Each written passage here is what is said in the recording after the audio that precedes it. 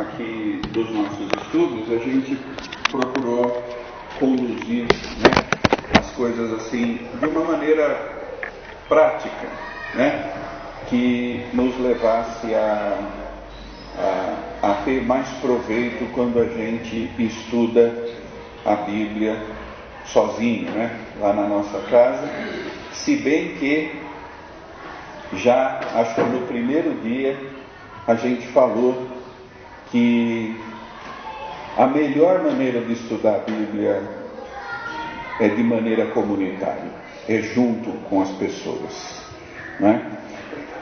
E eu não estou falando necessariamente, é lógico que pode ser assim também, eu não estou falando necessariamente de estudo bíblico na igreja, tal, ou mesmo na escola dominical. Isso sempre acontece e deve continuar acontecendo, como nós fizemos em julho com o Pentateuco, ótimo.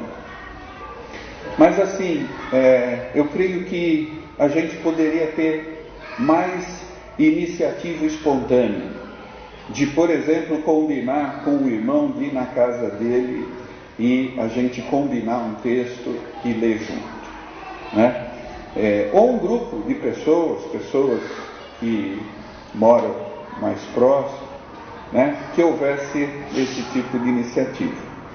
Outra coisa também que a gente vem falando, desde o início, da gente não se conformar muito. Tem gente que não se conforma muito em ter dúvida.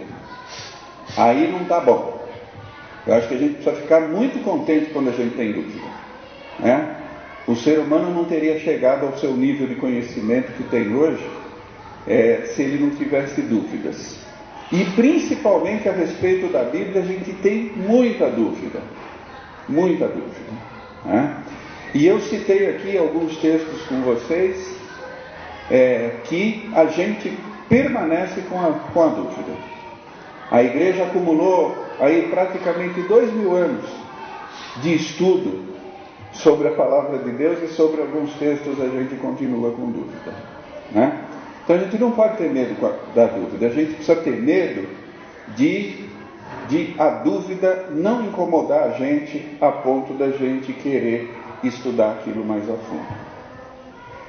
E é por isso que o pastor da igreja precisa ser procurado, Nessa igreja eu já fui procurado várias vezes por membros da igreja a respeito de dúvidas bíblicas, E graças a Deus isso acontece com a gente, com ex-alunos que já estão aí no ministério. A gente recebe e-mail de ex-alunos perguntando coisas, e isso é bacana, porque aí a gente estuda junto, porque é óbvio que a gente não tem resposta pronta para tudo, Mas a gente não pode se conformar com a dúvida. Alguns textos que a gente citou aí, nós mesmos dissemos, Olha, aqui a gente vai até aqui e para, Aquele texto de 1 Pedro que a gente leu, um outro que foi citado pelo Valdir, Agora, obviamente que nem todos os textos são assim. Graças a Deus, a maioria dos textos bíblicos, eles podem ser entendidos, e há recursos para que a gente descubra o seu sentido, enfim. Então, isso é muito importante. Eu aconselho que vocês tenham um caderno. Comprem um caderno. Isso, que nem o Marcelo ali, comprou um caderninho, E aí então você se propõe a estudar, enfim, o Salmo 72. Então põe lá, Salmo 72, e aí aplica aquelas coisas que a gente recomendou, lê mais de uma vez, tudo, e anote ali as coisas interessantes que você percebeu, as palavras que você achou difíceis, essa tentativa, nós treinamos isso na semana passada, essa tentativa de perceber que o texto muitas vezes tem as suas partes, né? A gente exercitou isso com o Salmo 126 semana passada. Quer dizer, quais são as partes, né? E naquele primeiro dia eu, assim, falei para vocês sobre o Salmo 23, né? Falando que a gente precisa tomar cuidado muitas vezes com os textos muito conhecidos, porque o texto muito conhecido dá a impressão que a gente entende tudo sobre ele, e nem sempre é assim, né? E até provocado por aquilo que eu mesmo falei, né? Hoje à noite eu vou pregar sobre o Salmo 23, né? Mas enfim, a gente vai anotando. Isso é muito importante porque numa reunião devocional, né? Vários dos irmãos aqui normalmente são convidados para fazer uma breve reflexão. Então, se você tem isso anotado, óbvio que o primeiro objetivo quando a gente estuda a Bíblia nunca deve ser, eu estou aqui lendo porque eu vou falar isso em público, né? Para minha fé, para minha edificação, ou para a edificação daquele grupo com o qual eu estou estudando. Mas não deixa de ser útil, eventualmente, numa situação como essa, né? E nesse caderno a gente vai colocando as ideias, né? De repente, na primeira, segunda, terceira leitura que a gente faz do texto, né? A gente falou, nunca lê uma vez só, a gente vai descobrindo aqueles detalhes, né? Que às vezes estão lá e que numa primeira leitura a gente não consegue perceber. Outra coisa que a gente falou, acho que na penúltima vez, aquela questão do conteúdo e da forma, né? Segura um pouco a sua vontade de saber o que aquele texto tem para você no aspecto mesmo da espiritualidade, né? Lembra que eu falei, talvez na primeira ou na segunda aula, as pessoas leem o texto e 2 minutos depois elas já querem entender perfeitamente o que Deus está falando para ela sobre aquele texto, e de repente ela quer resolver todos os problemas dela porque ela lê um texto X. Então isso aqui precisa ser segurado um pouco. Observa a forma do texto, né? Assim, dialoga com o texto, mastiga um pouco essa comida, né? Se você põe um alimento na boca e engole de uma vez, o estômago reclama, né? Porque a mastigação faz parte da digestão, né? Então às vezes o texto não está bem mastigado e tudo, e a gente já quer a proteína dele, né? Então, convive mais com o texto, observe os detalhes, tá? Para daí, num passo seguinte, ir mais para o conteúdo. Lembra que eu fiz uma analogia, né, de um prédio, né? E antes de entrar no prédio, a gente pode olhar, e deve olhar de fora, né? Porque olhando de fora, olhando a sua forma,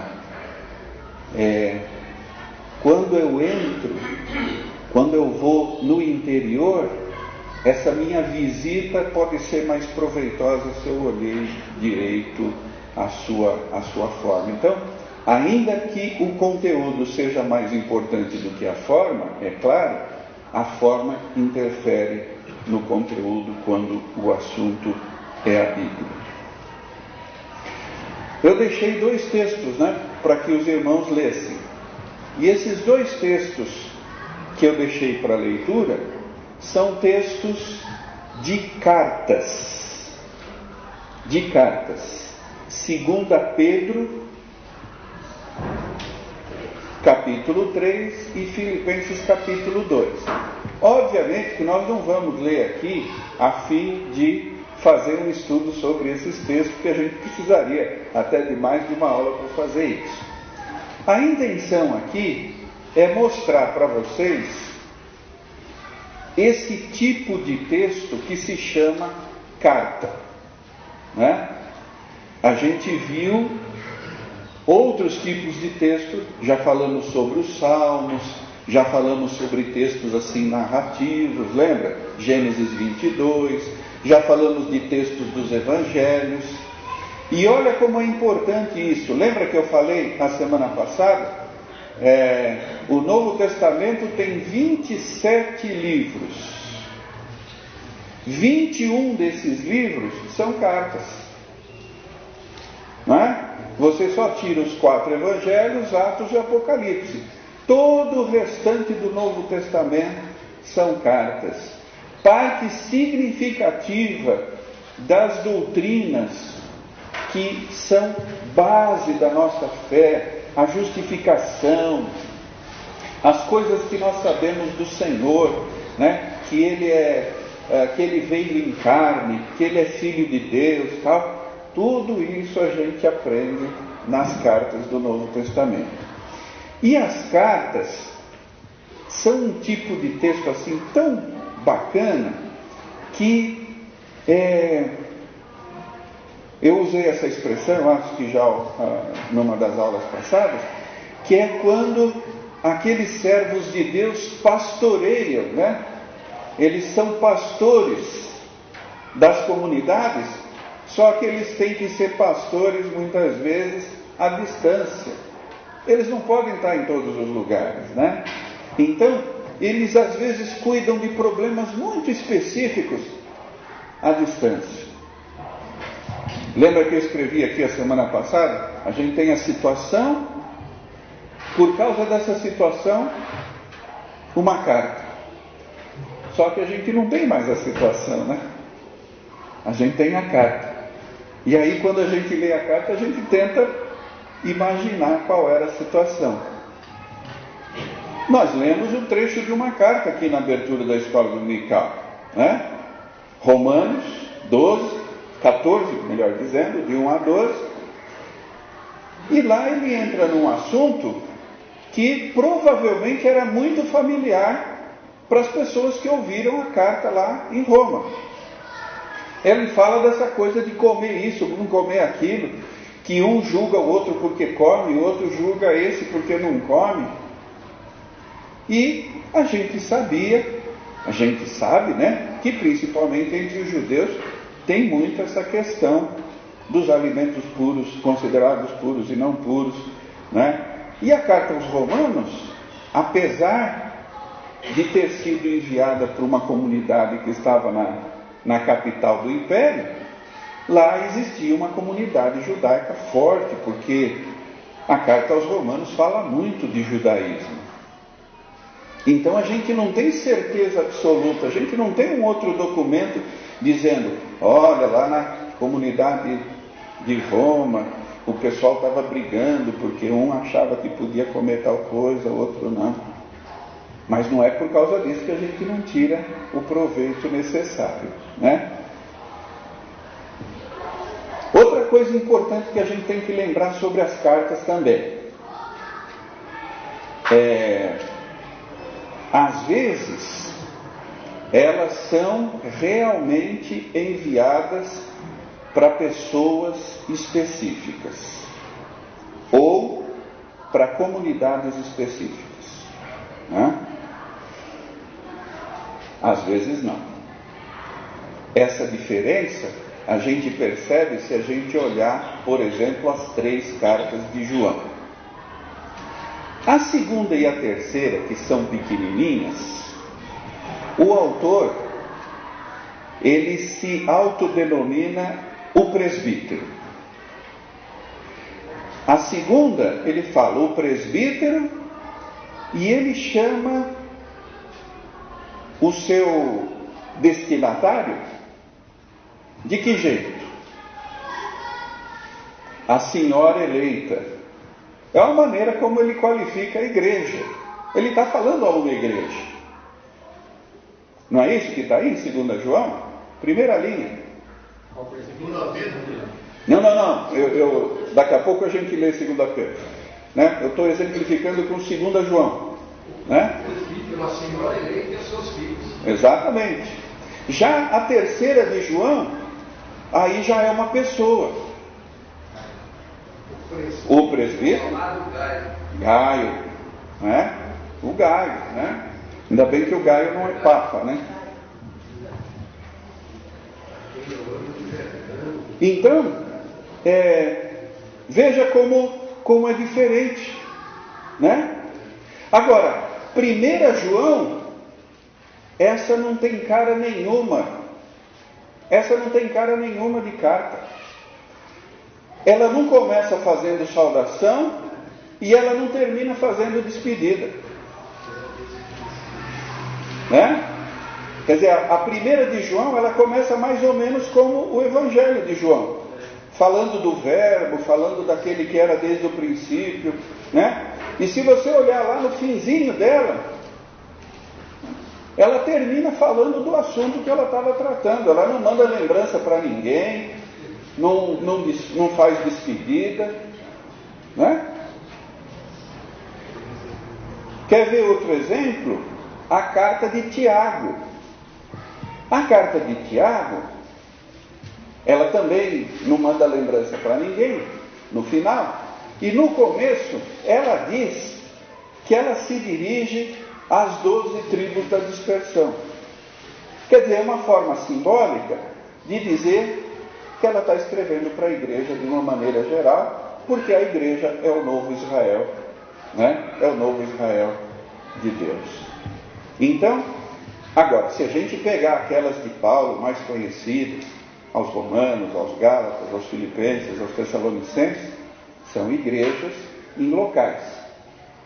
E as pastorais, que a gente chama de cartas pastorais, para pessoas, a Timóteo, a Tito, ao Filemo, pessoas, né? Assim. Então vamos lá em 2 Pedro, a gente vai ver que ali a gente tinha um problema específico, né? Era um problema, inclusive esse problema era um problema que, vamos dizer assim, incomodou muito os cristãos do primeiro século. A gente não vai ler ela inteira, né? Assim, porque a gente tem mais coisa também para falar. Olha como é que ele fala. 2 Pedro 3. Amados, esta é agora a segunda epístola que vos escrevo. Em ambas, procuro despertar com lembranças a vossa mente esclarecida, para que vos recordeis das palavras que anteriormente foram ditas pelos santos profetas, bem como do mandamento do Senhor e Salvador, ensinado pelos vossos apóstolos. Tendo em conta, antes de tudo, que nos últimos dias virão escarnecedores com os seus escárnios, andando segundo as suas próprias paixões, e dizendo: onde está a promessa da sua vinda? Porque desde que os pais dormiram, todas as coisas permanecem como desde o princípio. Dá para imaginar qual era o problema aí? Aqueles que não eram da igreja e que haviam ouvido a igreja pregar que Jesus voltaria logo, e a igreja no princípio achava que Jesus ia voltar bem brevemente, o tempo vai passando e Jesus não volta, né? E aí o pessoal escarnecia por causa disso, né? Então, o escritor dessa carta, ele está à distância, confortando a comunidade e fortalecendo a comunidade para que ela não ligue para essas coisas. Oi. Capítulo 1, aqui, a hora que ele fecha aqui, esse aqui para mim que chamou a vossa mente esclarecida. Esclarecida, exatamente. Então, é muito interessante essa observação, porque às vezes a gente pensa que a questão da fé, né? É só do coração, como a gente diz, né? É só espiritual. mas o entendimento, né, para a gente compreender e esclarecer as coisas. Então, eu tomei aqui essa carta como exemplo de um problema específico que está sendo tratado, que estava incomodando a comunidade e o autor precisava falar a respeito desse assunto. Olha que interessante a maneira como ele conforta a comunidade, né? Como ele dá força para a comunidade a respeito desse assunto, no versículo 8.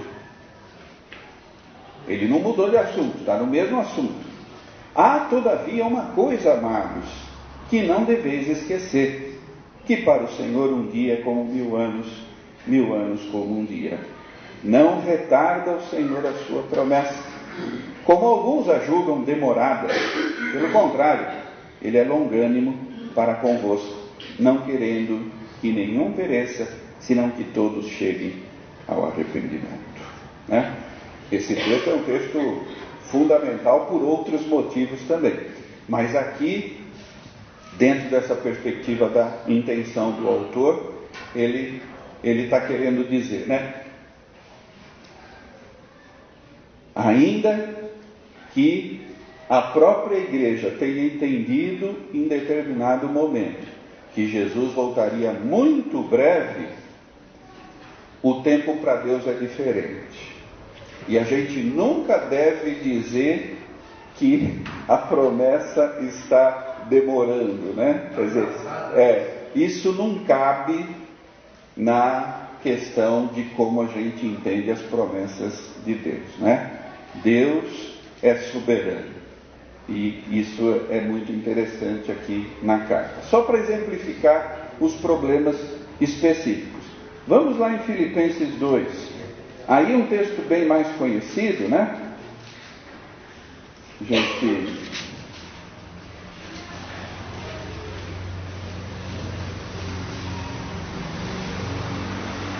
Então, o texto de 1 a 11, ele é conhecidíssimo, né? Inclusive já virou música aí. E aqui, Paulo se utiliza de uma coisa que a gente só consegue perceber na língua original por causa da métrica. A partir do versículo 5, ele utiliza provavelmente um hino. Era um verso já conhecido, um hino cristológico, né? Que ele coloca aqui como base da sua argumentação, e que é um texto maravilhoso, que fala que Jesus desceu, né, até o ponto mais baixo, morte de cruz, e Deus o exaltou e lhe deu um nome que está acima de todo nome, né? A carta aos Filipenses é uma carta relativamente tranquila, né? Se a gente comparar a carta aos Filipenses com as cartas aos Coríntios, a gente leva um susto, né?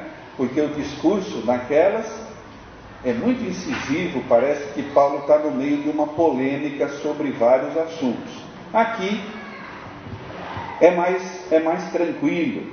Veja que mesmo do versículo 12 ao 18, que tem aquela expressão muito interessante, né? Desenvolver a vossa salvação com temor e tremor. Inclusive já pregamos sobre esse texto, né?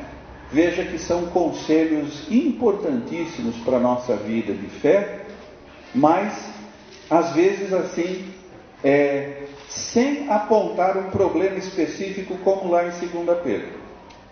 Lá em 2 Pedro tinha gente perturbando a igreja, escarnecendo da igreja, por causa dessa, entre aspas, demora em relação à volta do Senhor.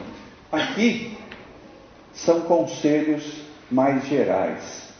E a partir do versículo 19, a carta fica assim muito próxima. Ele fala de pessoas, de alguém que ele está enviando por tal motivo, de alguém que adoeceu. A carta tem esse aspecto de carta mesmo, né? De gente contando coisas da vida. E isso é muito legal, né? Veja 19. Espero, porém, no Senhor Jesus, mandar-vos Timóteo, o mais breve possível, a fim de que me sinta animado também, tendo conhecimento da vossa situação. Mais abaixo, 25. Julguei, todavia, necessário mandar até vós Epafrodito, por um lado, meu irmão, cooperador e companheiro de lutas, e por outro, vosso mensageiro e vosso auxiliar nas minhas necessidades, visto que ele tinha saudade de todos vós e estava angustiados porque ouvistes que adoeceu. Veja, coisa bacana, assim, de carta mesmo, né? Que às vezes a gente troca com quem está distante, a gente fala da saudade, fala da saúde, fala, né, dessas coisas.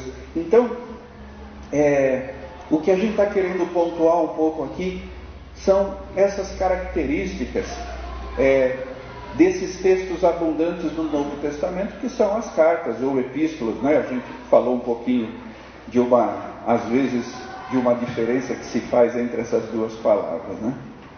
É interessante, mas acho que essa linguagem é bem próxima a nós, né? Então é fácil de entender. Exatamente. Não, e a gente está vendo, desde que a gente começou aqui os nossos estudos, uma das coisas, né, maravilhosas da palavra de Deus é a sua diversidade, né? Assim, os tipos de textos que nós temos, né? É uma verdadeira biblioteca que está à nossa disposição e que nem sempre a gente se dispõe a mergulhar um pouco mais fundo, né, nessas águas que refrigeram realmente a nossa alma. Queria observar uma coisa com os irmãos aqui, já que essa é a nossa última, né, dessa nossa série aqui. Uma coisa que os irmãos e as irmãs vão encontrar em vários livros aí do Antigo Testamento, e que talvez vários dos irmãos aqui já estejam, né, cansados aí de ouvir isso, mas só para confirmar. Os estudiosos do Antigo Testamento e de Novo, né, costumam fazer uma divisão, tanto do Antigo como do Novo Testamento, em relação ao tipo, em blocos assim, né? Então, e de uma certa forma, por exemplo, o Antigo Testamento, como ele está apresentado aí nas nossas Bíblias, os textos foram mais ou menos organizados dessa forma. Se vocês quiserem abrir no índice das suas Bíblias, isso aí fica um pouco mais claro.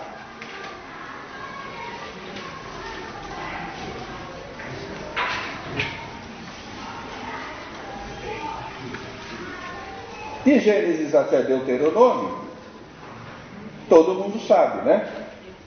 É o bloco de textos que a gente chama de Pentateuco.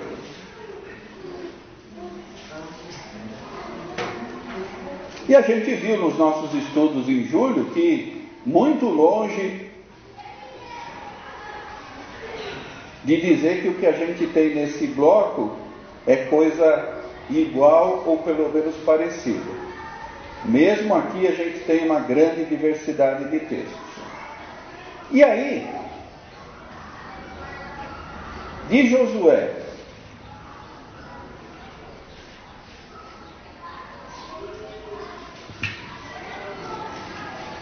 até Esther, o pessoal chama esses livros de livros históricos.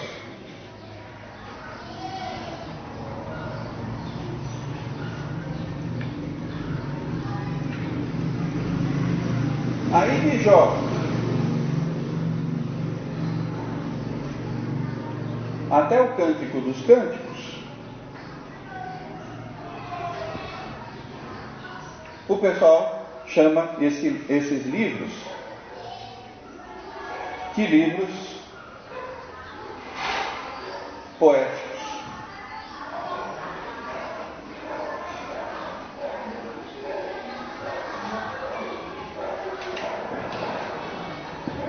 E de Isaías até Malaquias, proféticos.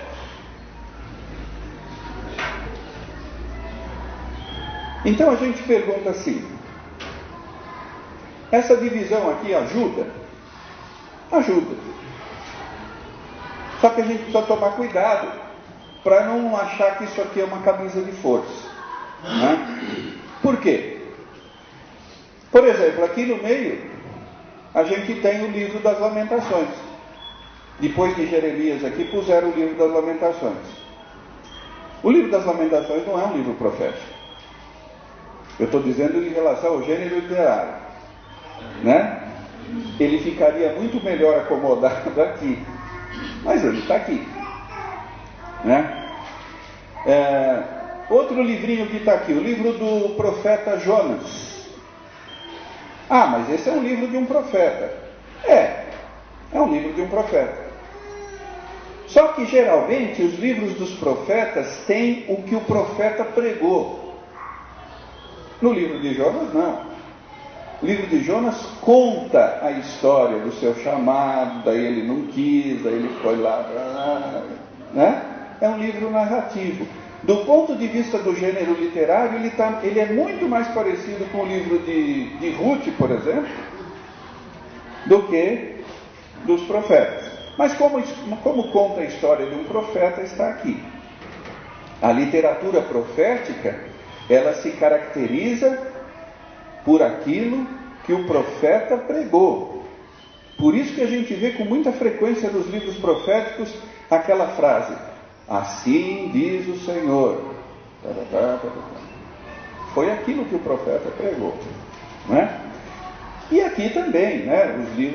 Os livros históricos, a gente pode ficar com a falsa impressão de que de Josué até Esther, a gente tem uma linha no tempo assim contínua. E não tem. Na verdade, a gente tem uma linha mais ou menos contínua até 2 Reis. E aí, a partir do livro das Crônicas, é uma outra historiografia. É uma história paralela escrita muito tempo depois. Então é muito gostoso você ler 1º e 2 Samuel, 1º e 2 Reis, e depois ler em paralelo 1º e 2 Crônicas, né? Até você vai perceber que existem referências em crônicas remetendo a Samuel e Reis, porque existem textos paralelos, né? Mas isso aqui ajuda, lógico que ajuda. Afinal de contas, os livros proféticos são diferentes dos livros poéticos, são diferentes dos livros históricos, são diferentes do Pentateuco. Os escritos. Oi? Escritos. Então, é porque essa divisão aqui é uma divisão que a gente faz assim na nossa Bíblia cristã. Os judeus, eles têm uma divisão da escritura deles em 3 partes: lei, profetas e escritos. Então a terceira parte da Bíblia hebraica são os escritos. Lembrando que eles não chamam de Bíblia, obviamente, né?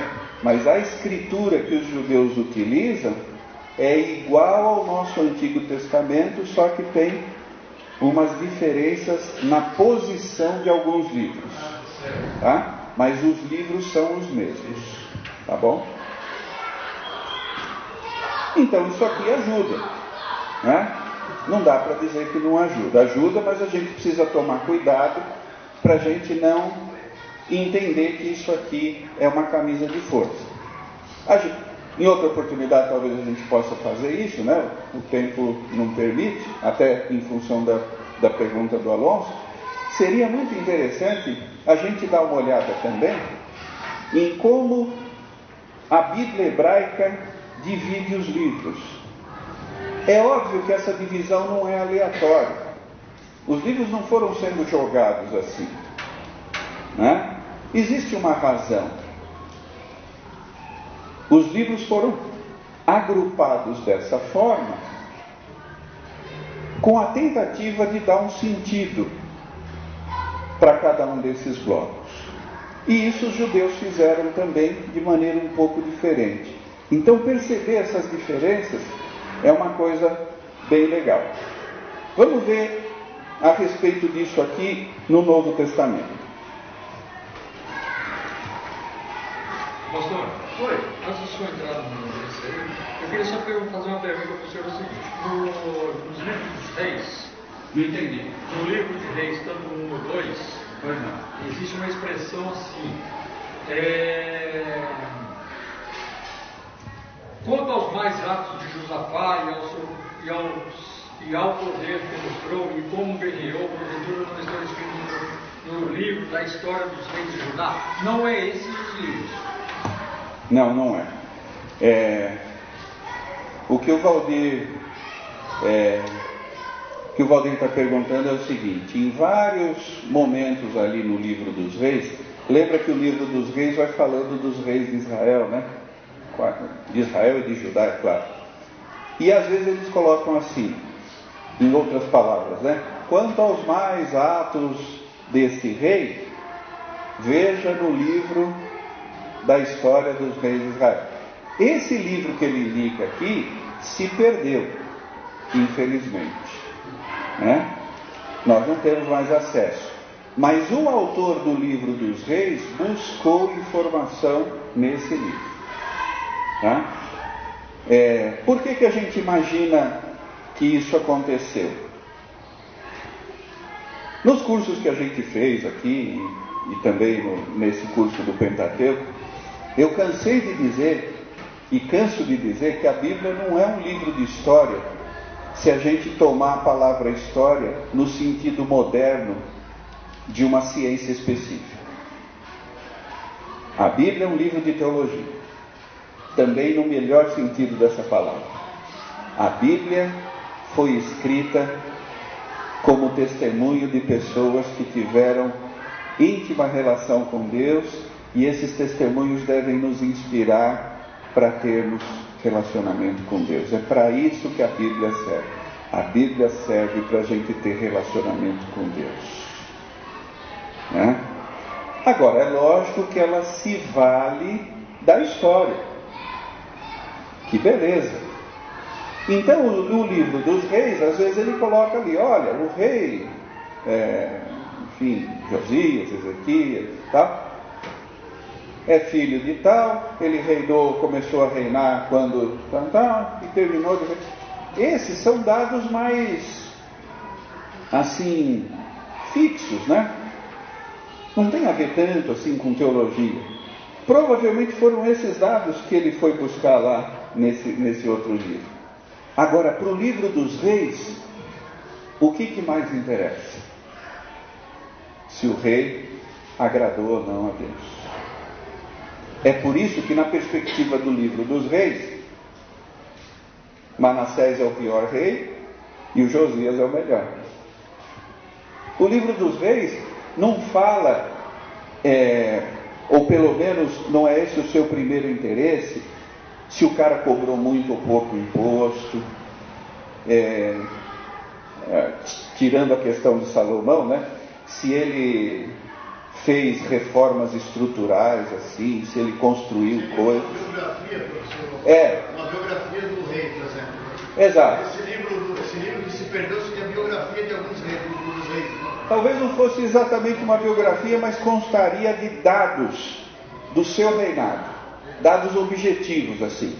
Só que o livro dos reis, ele está interessado no seguinte: esse rei foi fiel a Deus ou ele deu espaço para os cultos estrangeiros? E veja que no culto dos reis, no livro dos reis, a crítica é severa quando o rei abre as portas do seu reino para os deuses estranhos. Inclusive no final do capítulo ele diz assim: e ele serviu a Baal e adorou, provocou a ira ao Senhor, Deus de Israel, segundo tudo quanto fizera seu rei. Exatamente. Quer dizer, o critério que o livro dos reis tem para avaliar o rei é esse aí. Ele fez a vontade de Deus ou não fez? Então esse é o parâmetro, né? Provavelmente esse outro livro da história dos reis de Israel, provavelmente esse outro livro ele tem dados assim mais institucionais, talvez, né? A respeito do dia a dia do reinado daquele rei. Mas, infelizmente, a gente não tem esses outros escritos. O Novo Testamento é mais tranquilo, né, para a gente fazer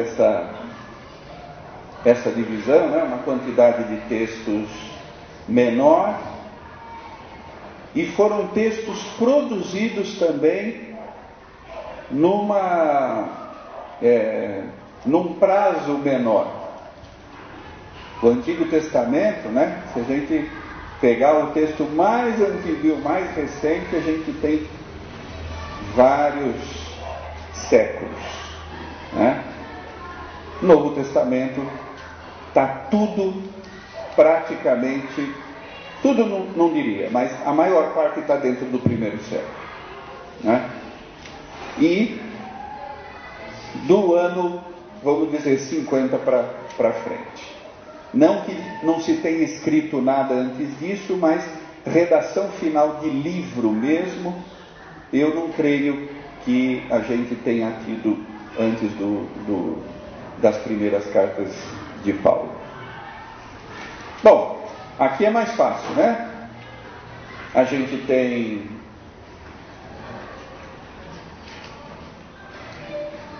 os evangelhos, que são 4. A gente tem o livro de Atos, que é um livro único.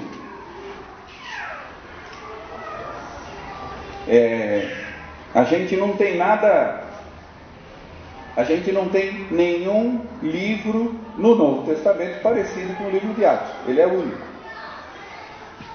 E aí depois começam as cartas. Como eu falei, 21. E aí a gente tem o Apocalipse, que é único também. Lógico que aqui a gente pode fazer aí umas subdivisões também, né? Se a gente pegar Mateus, Marcos e Lucas, a gente chama esses evangelhos aqui de evangelhos sinóticos. Oi? Pastor, eu pergunto. Tem muitas pessoas que falam que João seria um resumo de Mateus, Marcos e Lucas. Isso não é real. De jeito nenhum. Eu ouvi pessoas falando, João tem Mateus, Marcos e Lucas, aí quando você lê João já é um resumo de, assim, no modo de dizer. Muito pelo contrário, Não tem nada a ver. São 4 evangelhos, são 4 pensamentos diferentes. 4 formas diferenciadas de falar sobre Jesus, né? E justamente João é a forma mais diferente ainda. Por isso que eu ia dizer que Mateus, Marcos e Lucas, esses 3 evangelhos são chamados de sinóticos, porque eles são parecidos, eles são vistos de uma mesma forma, né? De um mesmo ponto. É isso que significa sinótico, né? E o de João está à parte. Inclusive, eu acho que é uma coisa, um exercício bacana também de se fazer, né? De, por exemplo, ler um daqueles 3 evangelhos e você lê João em seguida e ver quanta coisa diferente você tem em João. Em João você tem grandes discursos, assim, grandes palavras de Jesus, né? Palavras longas de Jesus, ali no capítulo 15. O próprio milagre, né, das bodas de Caná, isso só está em João. O lava-pé só está em João. A oração sacerdotal de Jesus só está em João. Então, João, tanto na questão dos textos como na questão da apresentação desses textos, é bastante diferente dos outros 3 evangelhos. E isso, lógico que é uma bênção, né?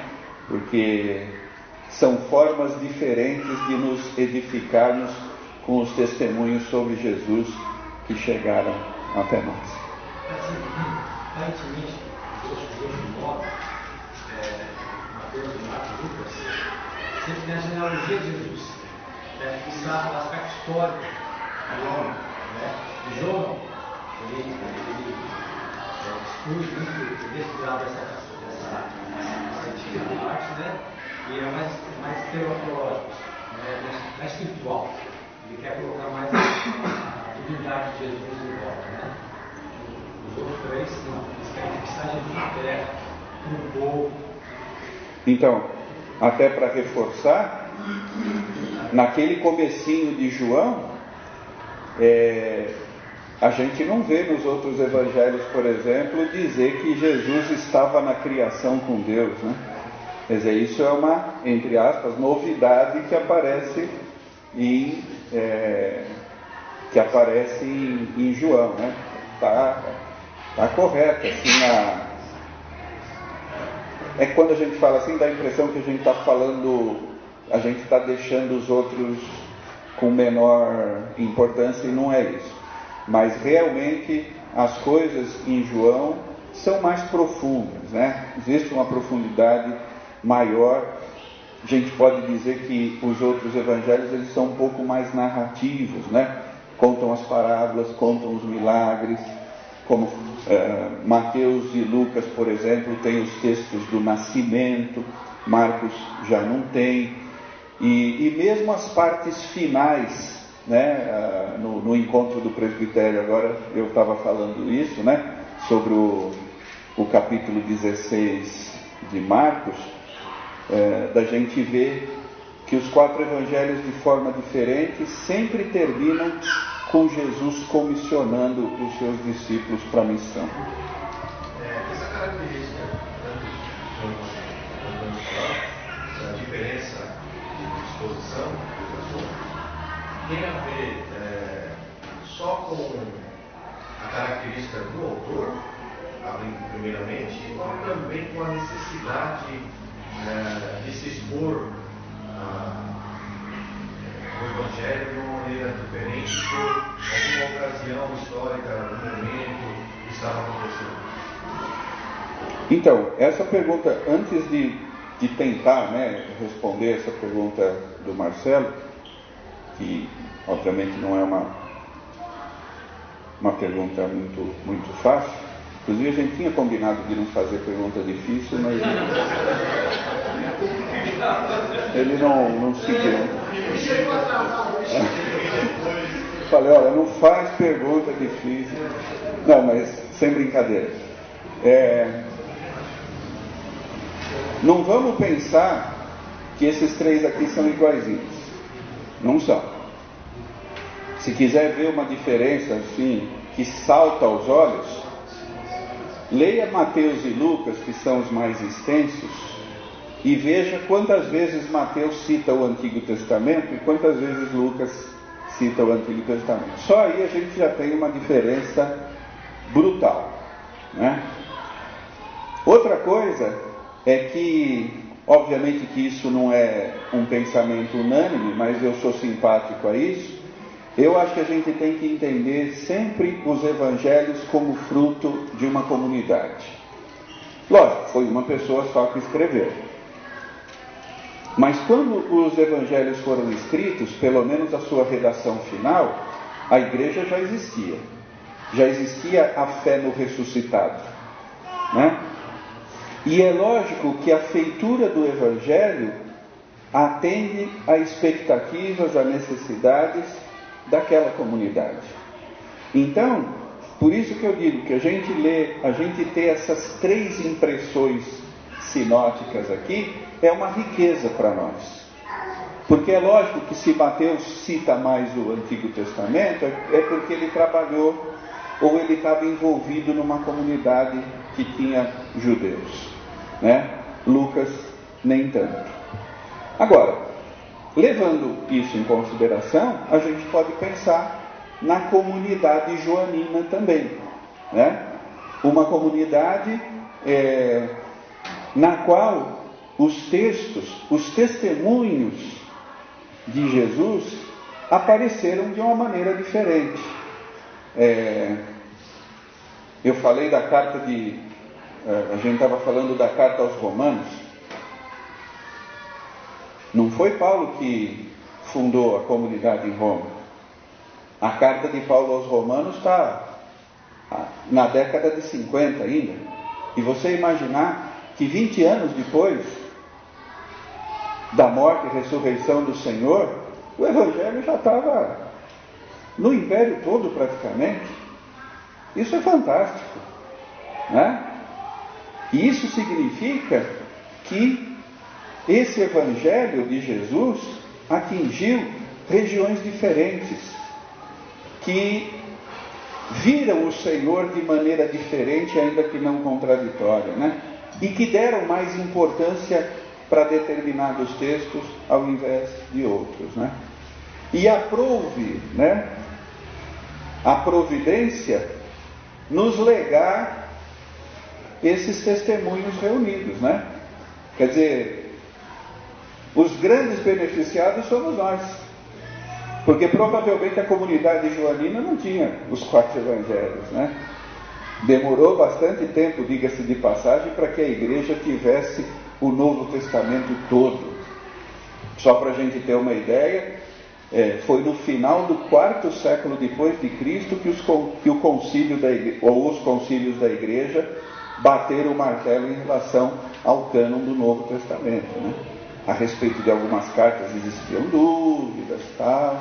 Então, Marcelo, eu acho que a gente poderia pensar nisso levando em conta o contexto de cada evangelista. Eu acho. Porque provavelmente, quando a gente estava fazendo tem uma característica de estrutura dos credos, né? Os credos que foram escritos ao longo, que visavam justamente problemas mais pontuais que estavam acontecendo. Então, isso que eu falei, obviamente, foi assim. Só que quando a gente pensa nos credos, nós já estamos pensando no período pós-neotestamentário, né? No período neotestamentário acontecia isso também, né? E que se reflete mais nas cartas. Por que Paulo não escreveu sobre Santa Ceia aos Filipenses? De repente lá não estava tendo problema em relação a isso. Agora em Corinto a coisa estava pegando fogo, o pessoal estava fazendo lá de qualquer jeito, precisava de instrução. Então esse aspecto contextual é muito importante, né? Por isso que quando a gente fala de tirar o texto do seu contexto, é muito complicado, porque a gente perde parte do sabor do texto. Nem sempre a gente tem todas as informações que a gente gostaria a respeito dos contextos, mas na medida do possível a gente precisaria dar atenção para isso também. Você queria falar? Então, com relação à passagem de Coríntios, hoje se faz uma polêmica muito grande em cima, até doutrinas individuais, por causa do contexto fora do contexto. Sem dúvida. E eu acho que eu mencionei isso em outra aula, né? Veja a nossa tarefa. Nós que recebemos toda essa tradição reunida, né? A nossa tarefa como é, às vezes, árdua, né? A gente, quando a gente fala do que é bíblico e do que é proveitoso para nós, a gente precisa ter essa visão mais global a respeito da Bíblia, né? Porque se a gente privilegia só um texto, né, é como se a Bíblia tivesse um pouco manca assim. Então, livro de Atos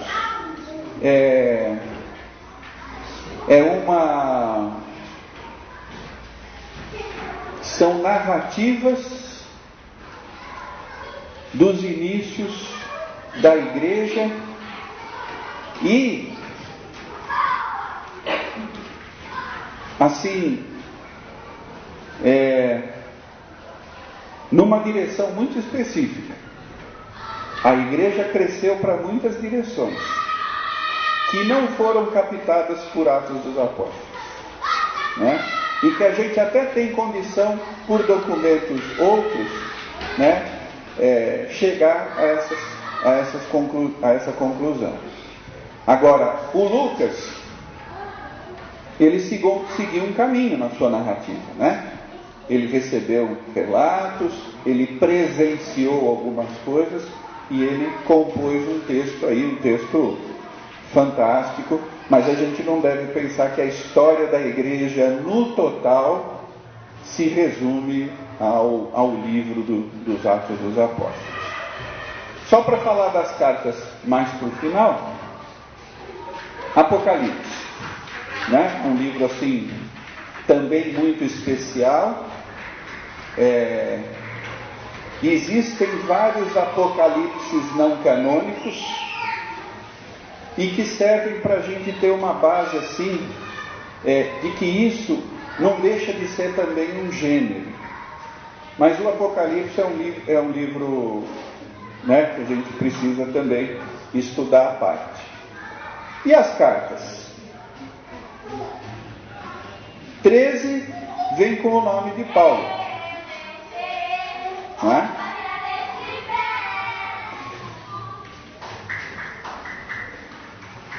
Uma é um pouco diferente, né? Na antiguidade ainda se colocava essa uma que eu estou falando é Hebreus, né? Ela era contada no Corpus Paulino, né? Que ela era contada como uma das cartas de Paulo. Foi bem mais recentemente que o pessoal entendeu que não. E depois a gente tem 7 cartas que a gente chama de gerais, universais, católicas, enfim, que são algumas dessas que eu citei, né? Tiago, 1ª e 2ª de Pedro, as 3 de João e a de Judas, né? Por que gerais? Obviamente que a 2ª e a 3ª de João já não mereceriam esse nome, porque foram enviadas especificamente para pessoas ou para a igreja, né, de uma maneira mais específica. Mas elas são conhecidas assim, diferenciando-se das de Paulo, que tem destinatários sempre assim bem específicos, né? E só nesse conjunto aqui, e acho que seria um ótimo exercício para uma leitura assim mais demorada, fazer uma leitura das cartas, né? Assim, anotando as diferenças, as características. É um bom exercício até para ver como são diferentes as cartas, mesmo aquelas de mesmo autor, como no caso o apóstolo Paulo. Sem querer fazer diferenciação, assim, né, em relação à Bíblia de melhor ou de pior. Mas Paulo, no Novo Testamento, obviamente, humanamente falando, né, acho que não estou levando em consideração a pessoa do nosso Senhor Jesus Cristo, mas Paulo é o cara. Ele é fantástico. Era uma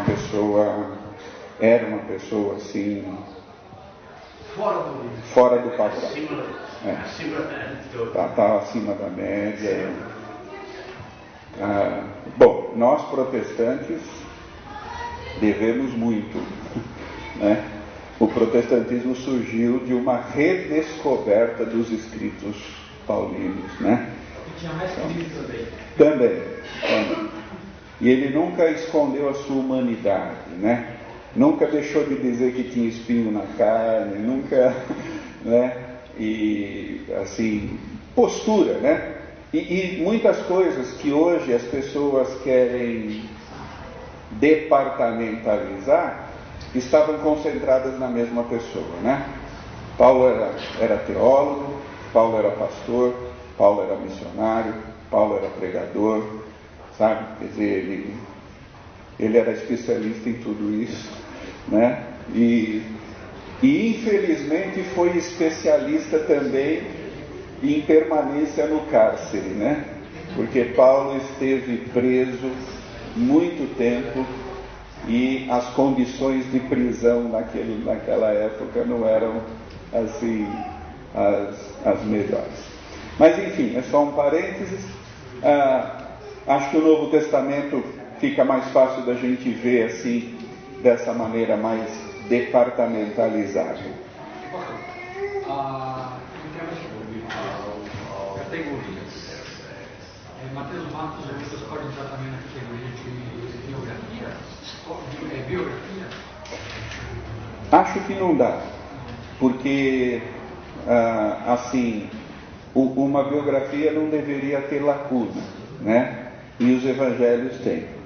E mesmo se a gente observar os textos em Mateus e em Lucas do nascimento de Jesus, a gente logo percebe que a intenção ali é teológica, não é biográfica, né?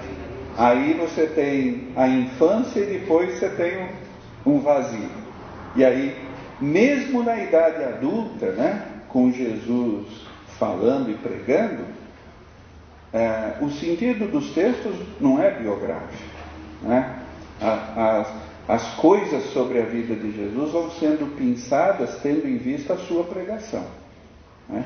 Então acho que não cabe muito. Atos histórico também? Também. E Apocalipse profético? Então, eu acho que a literatura apocalíptica é diferente da literatura profética.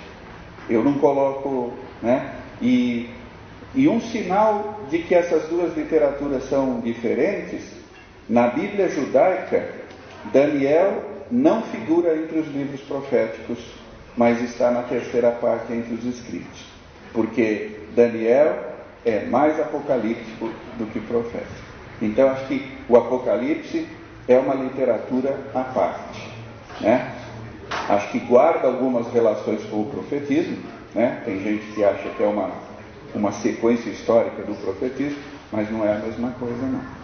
Literariamente é bem diferente. Qual é Jesus também tem uma revelação do Apocalipse? Então, é o que significa Apocalipse, né? Inclusive em inglês, a Bíblia em inglês, a gente não encontra lá Apocalipse, mas encontra Revelation, né? É o que significa a palavra Apocalipse. E já no começo do livro do Apocalipse está lá que o que vai ser dito ali foram coisas que foram reveladas àquele João que estava na ilha de Patmos. Quanto a isso, não tanto. Tem gente que acha que é coisas que está revelando coisas do futuro. Então. Não é a revelação da palavra. Exatamente. Acho que aí a gente precisa corrigir a nossa visão sobre o profetismo, né? Profetismo é proclamação, né? Não é adivinhação, coisa assim. E na verdade a apocalíptica também não é, né? Porque a gente pode chamar de revelação a Bíblia toda. Não estamos, né, fugindo, né? A doutrina da revelação fala para nós que toda a Bíblia é a revelação de Deus. É quando Deus se mostra até onde Ele quer se mostrar, né, para nós aprendermos dele. Então, na verdade, a Bíblia toda é revelação, né? Mas dessa maneira mais particular, o livro ficou conhecido dessa forma por causa do que está escrito naquele início. Pastor, Oi. eu lembro, inclusive, quando a gente estava estudando, que para mim foi uma revelação, digamos assim, importante sobre o Apocalipse, que até então eu achava que era um tipo de livro escrito unicamente para constar ali nas escrituras. E não, né? Era quase que um gênero literário. Não, é um gênero literário. Existem muitos apocalipses escritos antes do Apocalipse de João e depois do Apocalipse de João. Lógico que para nós cristãos o Apocalipse de João é absolutamente fundamental e especial. Mas como gênero literário existem outros, né? E esses outros são úteis, né? Ainda que não canônicos, né? Mas são úteis para a gente entender melhor essa forma de escrever. É bem importante isso. Então, irmãos, estamos aí no final, né, dessa nossa jornada. Espero que tenha ajudado.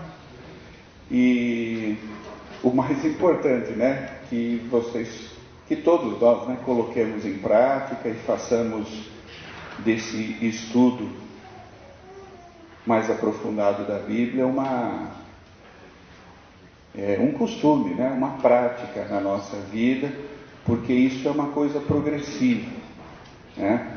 A gente vai se aprofundando, vai descobrindo coisas muito legais, e aí a gente vai querendo mais, né?